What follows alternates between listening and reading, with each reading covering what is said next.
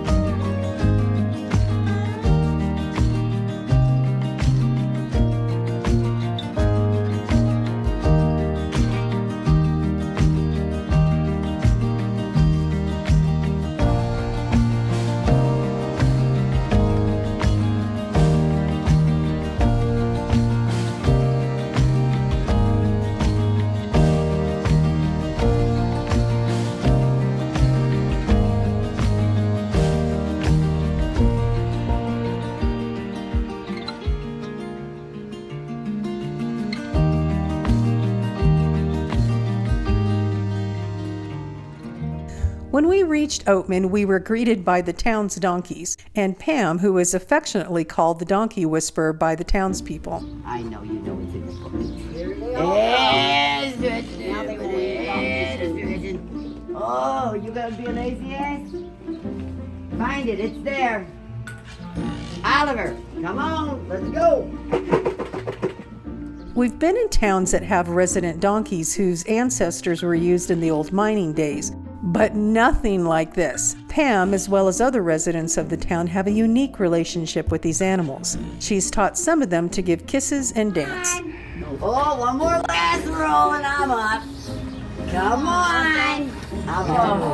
One more last roll. Stretch. Give me that neck, boy. White heart on his Give me the neck. Stretch, baby. Yes, mama. Yes, mama.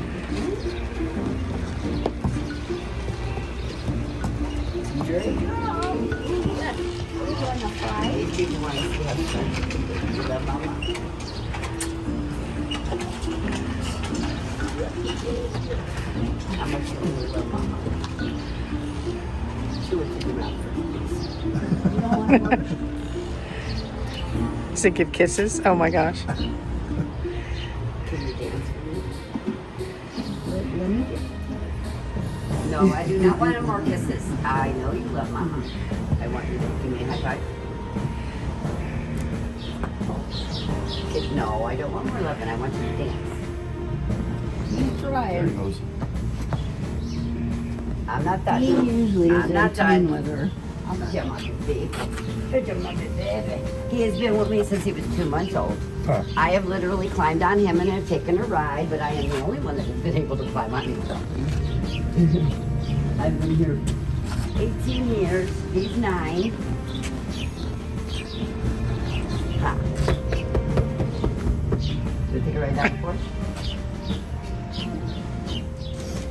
Her, Oliver, and Huh? Oliver's mom. Mama won't give you no pistachios. You give her the tongue.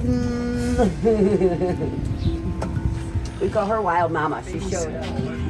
When you spot a newborn burro when it comes to town with the mama, on a piece of paper, you choose a boy's name and a girl's name with the mother's name and date you saw the baby. You have to run to our post office and post it on the outside bulletin board. That's the way it makes it legal. That way everybody calls the baby by the same name once we figure out boy or girl. Sometimes we pick neutral names. I picked Pickles one time. Boy or girl, Pickles. But they have been coming here for over 100 and so years. They were left behind by the miners. They free food out of hand. So they're beggars, all day beggars. They're good bag snatchers. They come in and they thieve out of the stores. They steal whatever they can get their mouths around. So they come right into the They stores. do, they come right in. He comes actually right in. Oliver will come right in and he'll try to help himself right out of the bucket. Or he'll take food out of the barrel when I have it bagged up and he'll try to run out the door with it. But then he'll come in here and he'll start dancing or he itches his head on the sideboard here. But oh yeah, they go in all the stores. They go everywhere they want. It's their town. We're the visitors. Pam wasn't joking.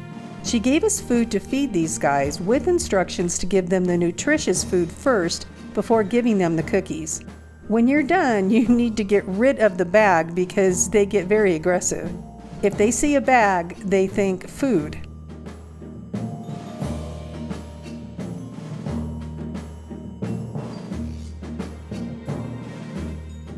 If you don't see donkeys in the flesh, you'll find them in other forms. They're everywhere. I mean, everywhere. Instead of Build-A-Bear?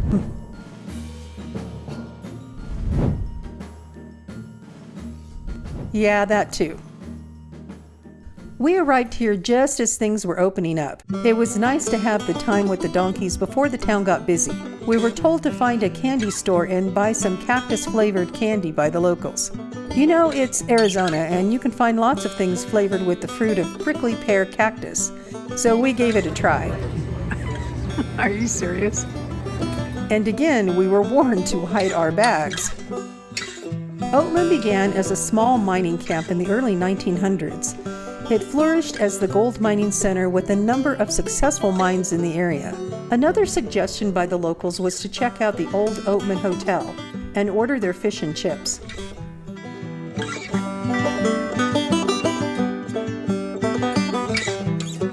The building definitely has a distinct style of its own.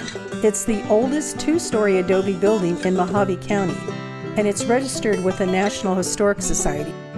In addition to being a social gathering stop for the miners, famous people such as Gable and Carole Lombard visited. After spending their honeymoon here, they returned to enjoy the solitude Oatman provided. Rumor has it that Odie the ghost lives here too.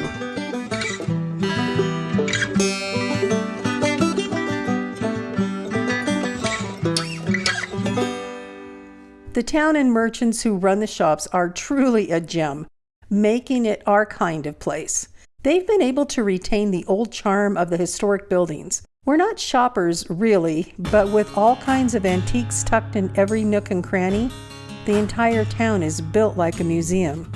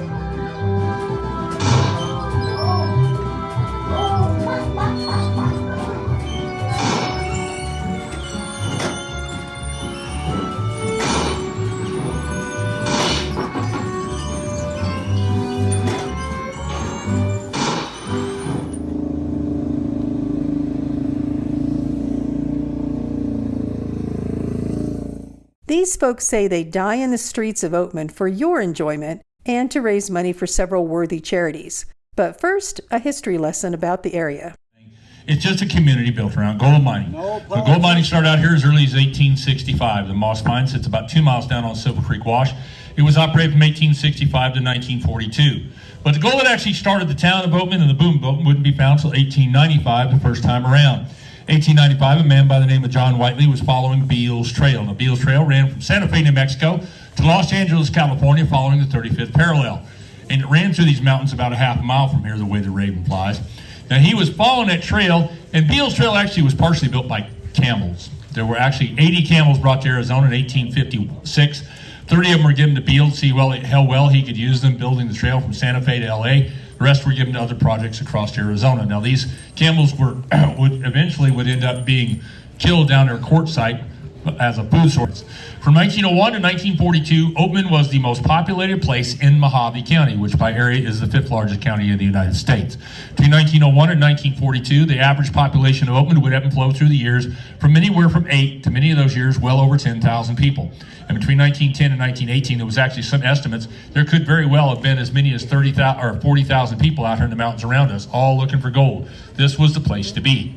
But in 1942, after World War II had started, Roosevelt deemed that gold mining wasn't necessary for fighting World War II. He needed the materials to build the weapons with rather than gold, so he asked the miners to go mine other things. They did. When they left, they took a lot of the infrastructure of Oatman out in order to fight World War II. If you'd have driven through these mountains in the 1920s, 30s, and even up to 1941, you would have many times seen as many as 300 headstands sitting on mountains out here, lowering miners in, hauling ore out. At its heyday, there was many as 60 different mining companies out here, all producing some kind of gold. There's about 300 different mine shafts out here, everywhere from down to 100 feet to down to 2,000 feet, and about 600 miles of tunnel underneath us. There were actually 5 stamp mills. These were large complexes used to crush the ore to a powder so they could leach the gold out of it. And all those materials were used to fight World War II. Now, when the war was over, everybody thought the mining would come back because most geologists believed they'd only taken a third of the gold out. There's still 2/3 of it still here. And from 1901 to 1942, they took well over $36 million worth of gold out of these mountains, and that was at $10 and $15 an ounce. So that's a lot of gold if there's still 2/3 of it still here. And they never did find the mother lode or the main source of where the gold was coming from. By 1951, they realized the mining wasn't going to come back anytime soon, and they no longer needed Shaper Spring, which sits just on the other side of Sitgreaves Pass up here, to water horses or radiators any longer. And once they realized that, they put in a bypass from Kingman to Needles going around the back side of the mountains in order to eliminate the windy road. There was no real reason to come through Oatman anymore. So Oatman died and became nothing but a wide spot in the road for the next 30 years. Now, Hollywood did come up here and film a movie in 1955 called Foxfire with Jeff Chandler and Jane Russell. And then in 1961, they filmed parts of the movie How the West Was Won. But other than that, it was pretty much nothing but a wide spot in the road until 1978, when I-40 ran right over the top of the bypass going around into the mountains. Now, once that happened, more and more people started traveling through Oatman again, and Oatman started to come back to the life you see today. Now, it wouldn't really come back to its heyday as a tourist town until several years after 1987, when they created an organization promoting Route 66, and the small towns have been bypassed by I-40. Once that got up in operation, more and more people started traveling down 66 again, and Oatman started to come back to the life you see today. But it all started because of gold.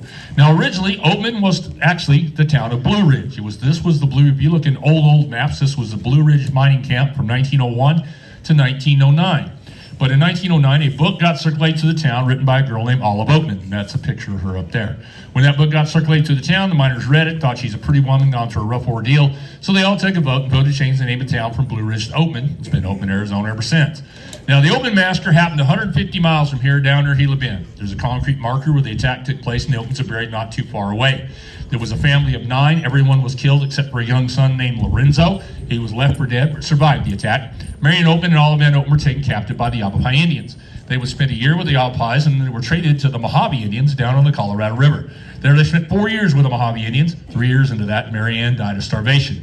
But it wasn't because the Indians were trying to be cruel or starve her out. It's simply because even the Indians were dying off. There were extreme droughts going on between 1849 and 1856 in this part of the country.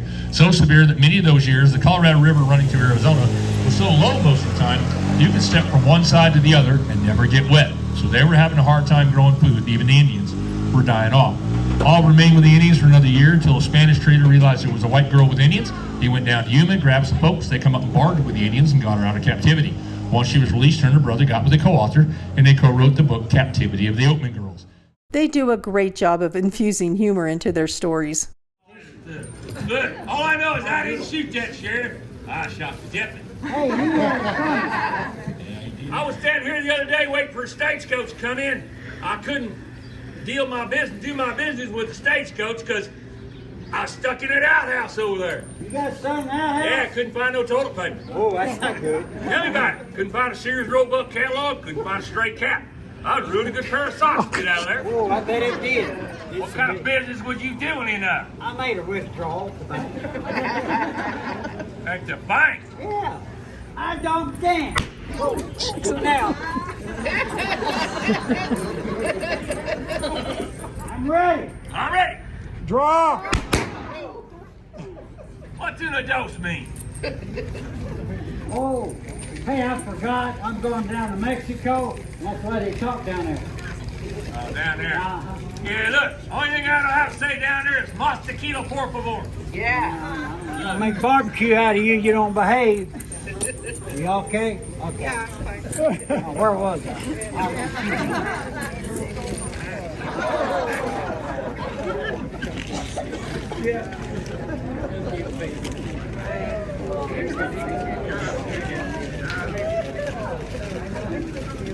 Yeah, double check. It's a ghost town. They will come back. Come on, Storm Rain. Let's go. Come on, walk it on over there.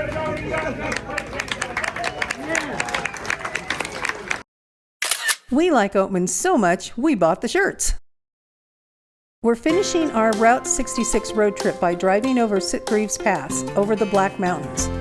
The road's relatively narrow with lots of hairpin turns. No shoulders or guardrails. They say you can see old cars off the road in places. Driving an RV on this road? Better not.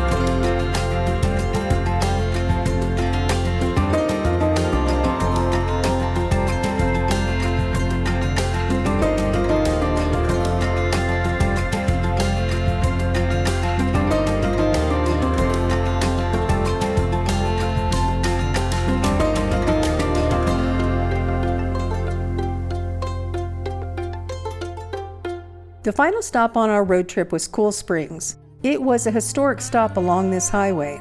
It used to be a service station and tourist camp built in the 1920s. Known for its chicken dinners and 8 tourist cabins, it operated until 1966 when it burned down. The land was sold to a new owner in 2001 and the restoration of this relic has begun. Apparently, there are plans to resurrect the cafe and include an interpretive center.